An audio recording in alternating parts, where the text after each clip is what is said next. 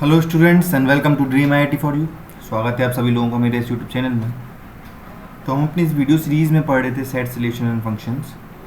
इसमें हमने फंक्शंस के टाइप्स देखे थे, ठीक है। फ्लोर फंक्शन पढ़ा था, ग्रेटेस्ट इंटीजर फंक्शन पढ़ा था, मॉडुलस फंक्शन पढ़ा था। तो इसी चीज़ को आगे कंटिन्यू करते हुए आज हम देखेंगे फंक्शंस के और टाइप्स।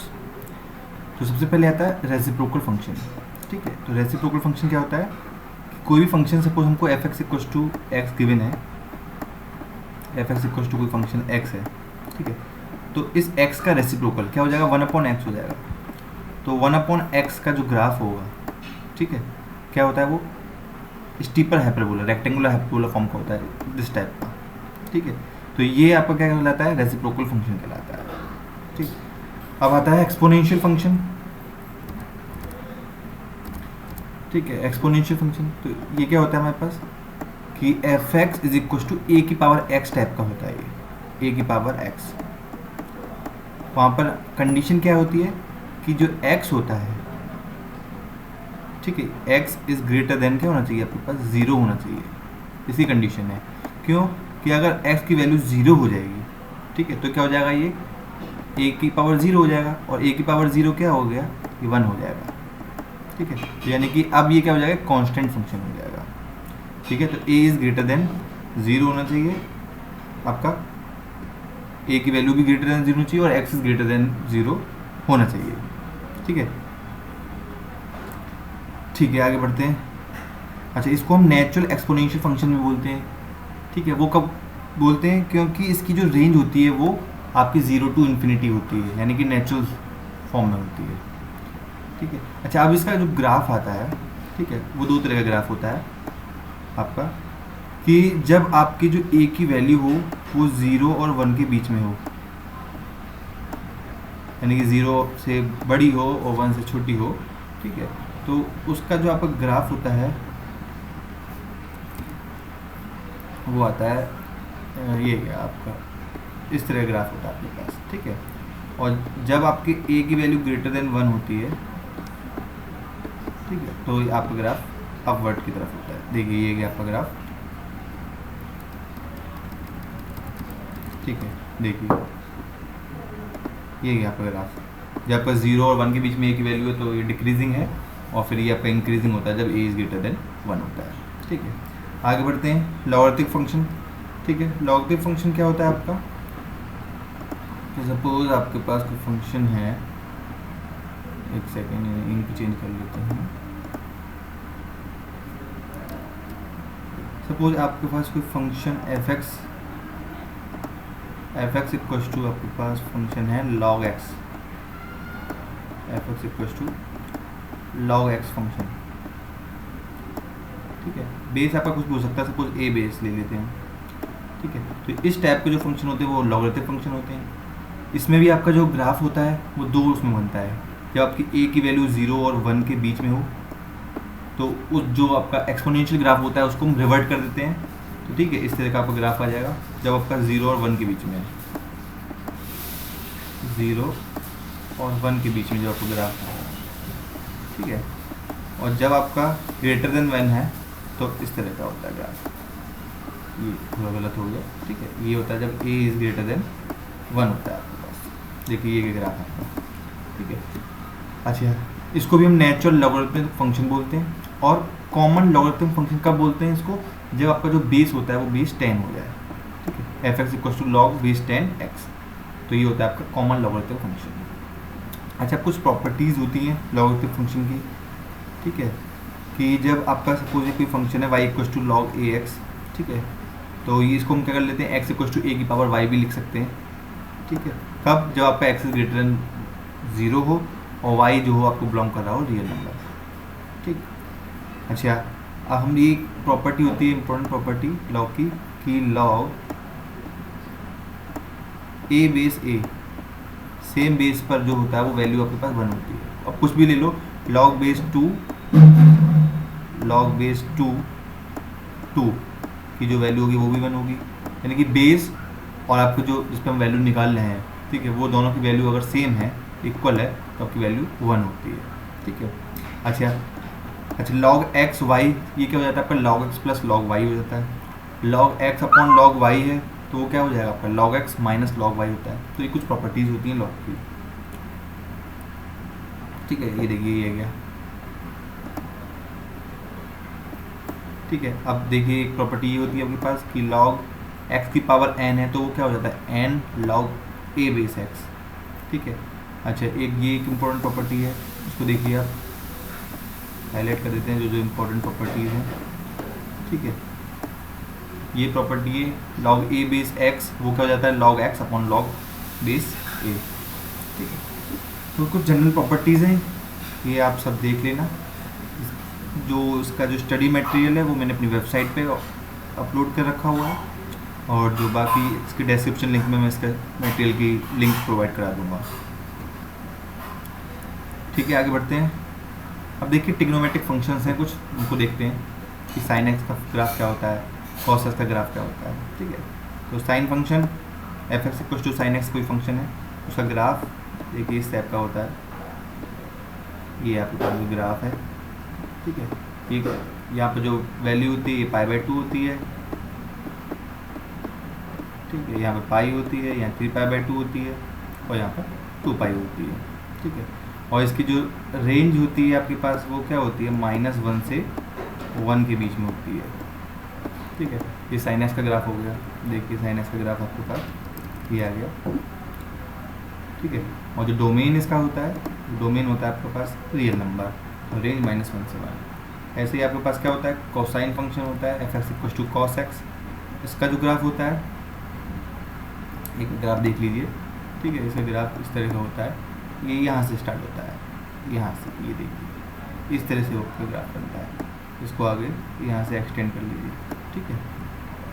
तो यहाँ से भी इसका जो रेंज होती है वो -1 से 1 होती है, और जो इसकी रेंज जो डोमेन होती है वो रियल नंबर होती है, ठीक। अब आता है tangent function f x equal to tan x, इसका ग्राफ होता है, ये देखिए इसका ग्राफ इस तरह से होता है, ये जाता है -∞ से +∞, ये हो गया -∞ और ये हो गया +∞, ठीक है। ये देखिए इसका ग्राफ इसी तरह से बना हुआ है। अच्छा, इसमें कुछ चेंजेस होते हैं, इसकी रेंज तो रियल नंबर होती है, जो डोमेन होती है वो होती है आपके पास 2n + 1 π/2, और वो रियल नंबर में से माइनस करते हैं, तो r - 2n + 1 और ये π/2, ठीक है। ये r माइनस, तो ये आपकी इसकी डोमेन होती है, ठीक है। अब बाकी आपके फंक्शन ज़्यादा इंपॉर्टेंट नहीं है, ठीक है, वो इसी से रिलेटेड है। अब मेन इंपॉर्टेंट क्या है आपके पास कि डोमेन और रेंज फंक्शंस की, ठीक है। तो ये इसमें टेबल बनी हुई है, ये आप एक बार देख लेना, ठीक है। इसमें इन्वर्स फंक्शन भी है, ठीक है। आगे कंटिन्यू करते हैं। अब हमारे पास सबसे इम्पोर्टेंट टॉपिक आया है इसका, ऑड एंड इवन फंक्शंस क्या होते हैं, ठीक है। तो इसको डिस्कस करते हैं। तो देखिए y = x, y = f(x) कोई फंक्शन गिवन है, ठीक है। अब ये क्या होता है, ये ऑड कब होगा, इवन कब होगा, ठीक है, इसको देखते हैं। तो ये इवन कब होगा, जब f ऑफ -x, यानी x को हम रिप्लेस कर दें -x के साथ, और वो हमारे पास आ जाए f(x), ठीक है। तो ये क्या कहलाएगा, एक इवन फंक्शन कहलाएगा, ठीक है। देखिए f(x) -x की जगह हमने x रख दिया, सॉरी x की जगह -x से रिप्लेस कर दिया, तो हमारे पास वही फंक्शन आ जाता है, तो इवन फंक्शन। और अगर f -x की जगह आपके पास -f(x) आता है, ठीक है, माइनस आगे निकाल लो, तो ये क्या होता है, ऑड फंक्शन होता है, ठीक है। अब इसके एग्जांपल्स देखते हैं। तो सबसे जो एग्जांपल है, इम्पोर्टेंट एग्जांपल, वो होता है cos x का, ठीक है। इवन फंक्शन का एग्जांपल है cos x, कि cos में अगर हम -x और रख दें, x की जगह रिप्लेस कर दें -x के साथ, ठीक है, यानी कि cos x = होता है हमारे पास cos ऑफ -x, तो ये एक क्या होता है, इवन फंक्शन होता है cos x। ऐसे ही हमारे पास ये देखिए एक एग्जांपल दे रखा है e⁻x + e⁻−x, ठीक है, ये भी एक क्या है हमारे पास, इवन फंक्शन है। ऐसे ही sin x जो होता है हमारे पास, वो ऑड फंक्शन होता है, इसमें हम x की जगह -x रिप्लेस कर दें तो -sin x हमारे पास आ जाएगा, ठीक है। आगे कंटिन्यू करते हैं। अब देखते हैं कुछ प्रॉपर्टीज़ क्या होती हैं ऑड और इवन फंक्शन की, ठीक है। तो आगे देखते हैं, ठीक है, एक एक प्रॉपर्टी डिस्कस करते हैं। तो पहली प्रॉपर्टी क्या है, the product of two even और two odd function is an even function.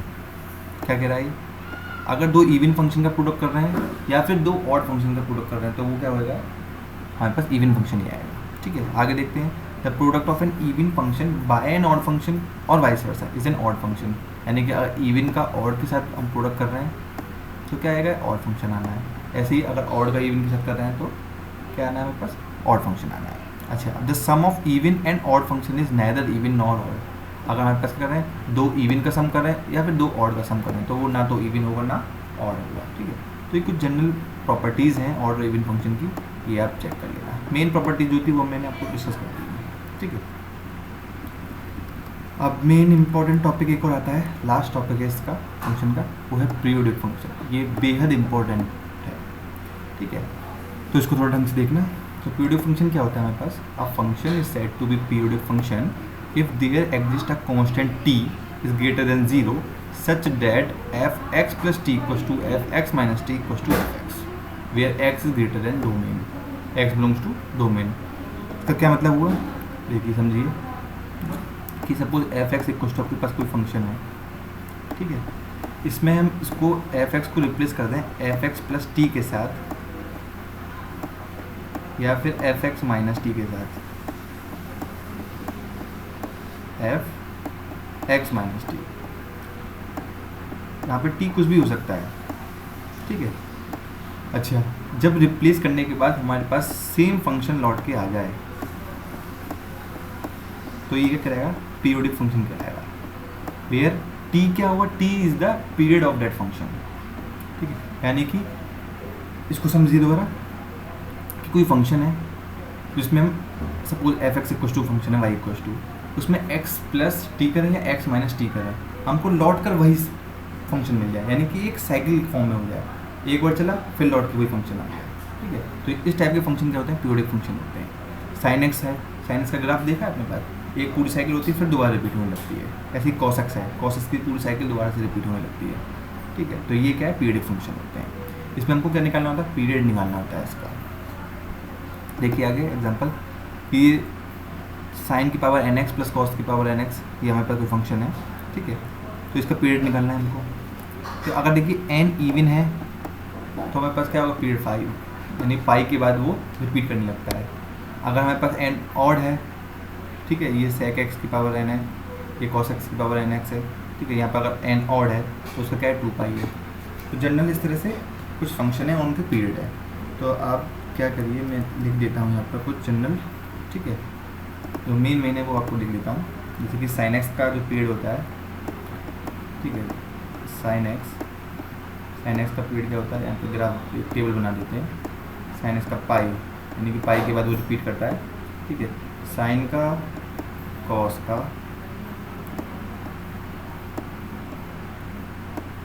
ठीक है, साइन का और कॉस का ये 2 पाई होता है, और टेन का होता है पाई,